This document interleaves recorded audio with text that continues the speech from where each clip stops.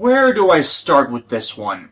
As you can probably tell by this being made 5 years after the series it was a part of being produced, Kiba Gaiden does not and cannot use any of the set pieces from the original series, nor really work with the other cast actors to depict its events, despite, well, relying on them.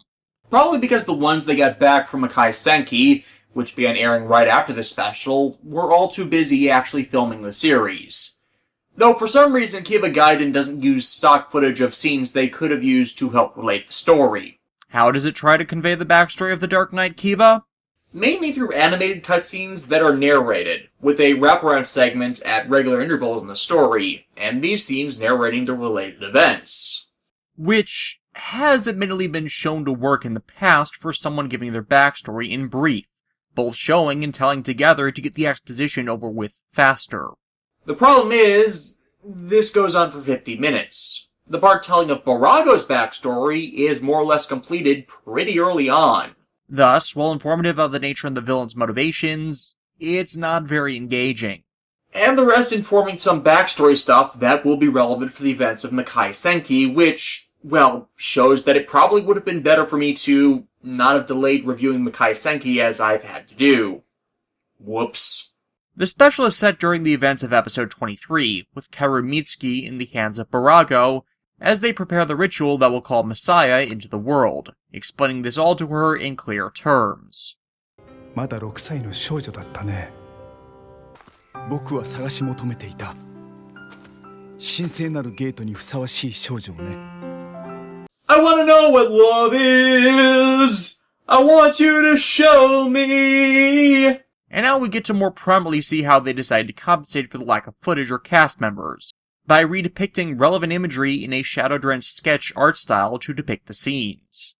Which, if you're taking this from the perspective that this is Kaoru's envisioning of the entire tale, kinda does work from a stylistic perspective. She's a damn good artist, so I could totally see her having this kind of mental depiction of things.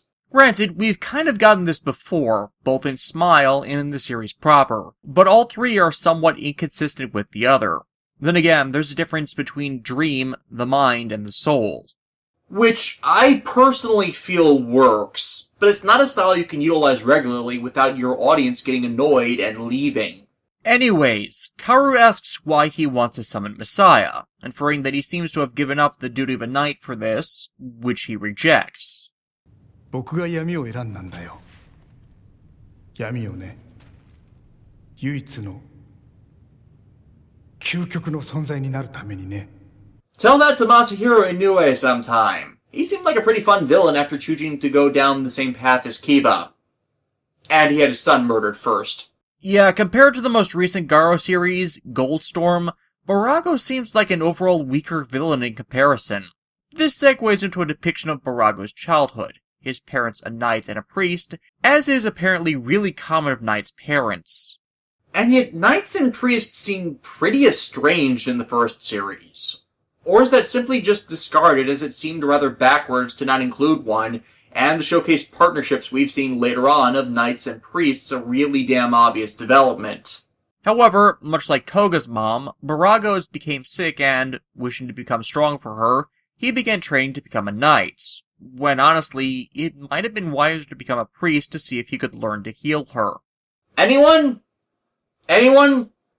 Seriously, he operates enough like a priest that he could have been one before obtaining the Kiba armor in his agreement with Messiah. Hell, could have tied it into the lore of him initially being a student of Rin Saijima's so as to integrate her existence more properly into the main show as well. Incidentally, why did no one try to heal her either? However, while Barago's father spent his days training him hard, his mother's illness allowed her to become possessed by a horror, ending with him having to watch his father kill the thing taking his mother's form. 僕はホラーを憎んだ。すべてのホラーをこの手で切る。Good, he is directing his anger at the right source, the horror that took his mother from him. That means he was schooled in the fundamentals about horrors properly, unlike another individual I could name. Unfortunately, no. He then goes on to explain that he could not divorce his hatred of the act from why his dad did it. Much like I am unable to dissociate certain people from absolutely atrocious roles they've had due to the invoked aversion therapy. But not being able to see the line between the possessed and the demonic entity is not a good sign, driving him from home to seek training elsewhere, his father dying against the nameless horror, while he in turn festered a hatred of Makai Knights. Then, why did you not join the priesthood? He next relates his training under Taiga, all the while continuing his personal studies to find ways to gain more power, eventually leading him to the book containing Messiah, and in turn, the Kiba armor. 我を降臨させた者だけが我と一つとなり俺はそのためならこの魂も捧げようお前の魂が鎧の力に打ち勝った時お前はその資格を得るだろう僕はそのメシアと契約をしているんだ You have the potential to become a magical knight! Wait. Kyubei? When did you get back? Gah! The hell? So yeah, Barago's given the Kiba armor and a piece of Messiah with which to begin gathering the horror essence needed to awaken and free her, in exchange for the promised darkness he sought. Except, this really hasn't explained why he sought darkness as his ultimate power. Why not fire? Or purifying water? Or cutting hurricane gales? Or the strength of the crushing land? I mean, yeah, Garo pretty much only regularly shows either fire or light, as that's what's used against horrors, with stones of varying sorts seen as ways to seal them. But darkness seems to come out of the blue here. So yeah, Barago unvinds his limiters in the armor and goes around devouring horrors, freeing his inhibitions and taking that piece into himself, and begins his crusade. Though, in a moment of squick, he tells Kaoru that, due to the nature of how Messiah will be summoned, their fusion into her gate will be as if they were being wed. And thus, that marking around her neck symbolizing she's been selected as Messiah's gate is comparable to a wedding ring. And he gave it to her as a little girl. Yeah, you, sir, should be on a sex offender registry. Though he also tells Kaoru of his intent to devour Koga as well, as he has other Makai Knights. This is more trying to address his twisted perspective of the world, and to transpose his anger at his father onto them, and become content with that being the status quo. He's shown fighting the Makai Knight Bado repeatedly, who mocks his goal as none have yet achieved what he's after. And though he doesn't say it, I presume that includes the qualifier since Messiah's last defeat. As for them to even know of the signs of Messiah's summoning, then someone would have needed to succeed at it at least once. Possibly twice. However, Bado dogged him repeatedly, growing stronger with each encounter as he endeavored to reawaken Barago's pride as Makai Knight, but obviously failed.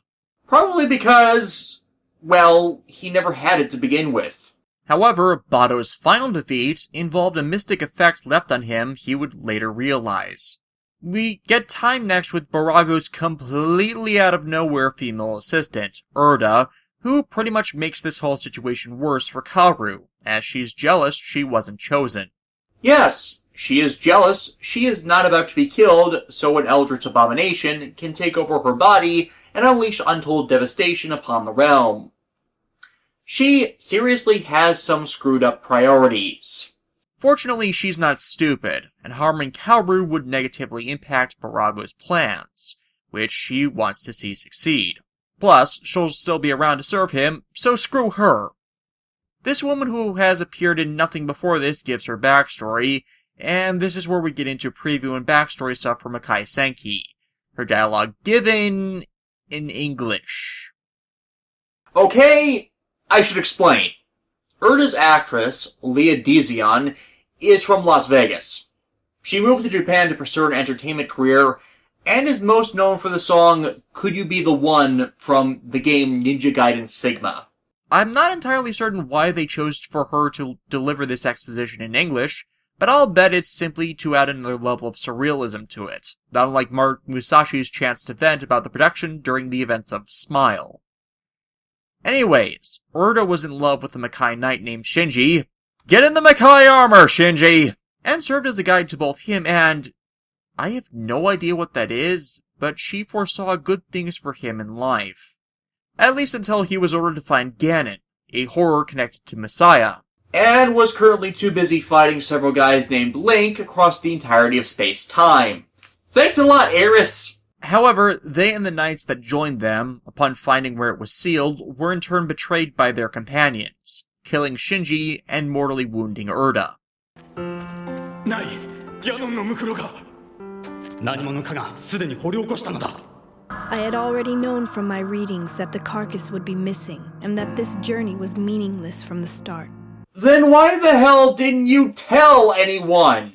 Having knowledge and not acting upon it actually makes Shinji's death and your injuries your own damn fault, as you had the ability to avoid the entire situation. And why the fuck would the nameless knights have betrayed you in the first place?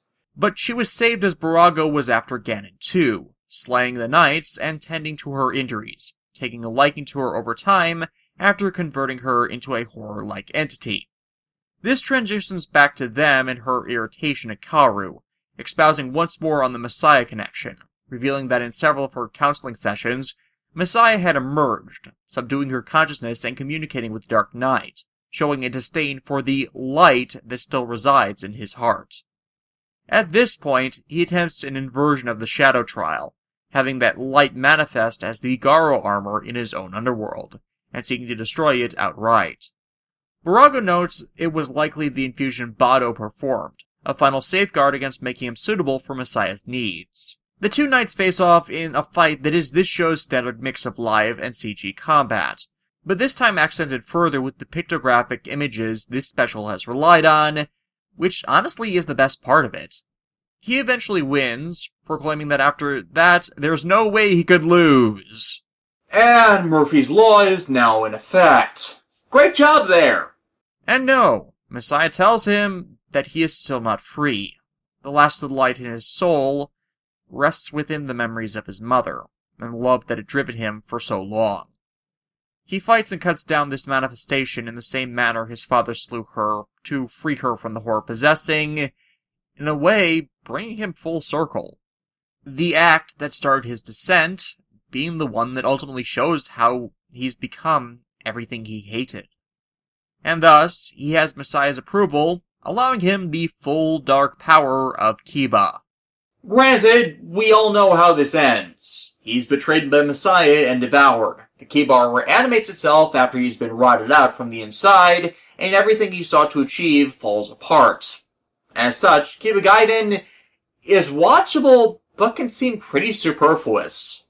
I was honestly expecting when going into this just a straight-cut prequel story. First having his childhood motivator, then have the rest of the movie focusing on his time with Taiga that would lead to his eventual falling out and possession by the Kiba armor, and the beginnings of his hunt. While we did get all of that, it's not very well presented, mainly focused on conveying that through exposition dumps and the artistic method of depicting it, instead of really trying to show it through acting and more normal scenery. As such, while we get the details, it's not really sharing a relatable backstory that would inform him as a character why he would go through all of this. Usually prequels that focus on a bad guy are supposed to be of the sympathy for the devil nature, which I didn't really get out of this. I came in with no emotional connection to Barago, and I left the same way. And without that, we can't perceive a reason to why Barago would want to seek the world's end through unleashing Messiah, thus we don't really understand it. Power for the sake of power doesn't work when he attacks both sides with little more than that. Urda seemed completely superfluous, and though the Ganon stuff ties into Makai Senki, at the moment there doesn't seem like much of a point to it, nor does it really matter for Kiba's story. Though, the fight scene with Bado does inform us that the Makai Senate was aware of a rogue knight existing, and I know they'd investigate the death of other knights, so it begs the question of why Rei was not informed of this when they discovered his father killed. Yes, he'd passed on the armor, but since he still had things of use, it's still concerning to me. Overall, I like the addition to the series, and the presentation is interesting, but the overall story is lacking. Next week, the wait is over, and Garo jumps 5 years ahead to the events of Red Requiem, and Garo gets to fight a mirror monster. I wish he'd replaced Shinji as Ryuki.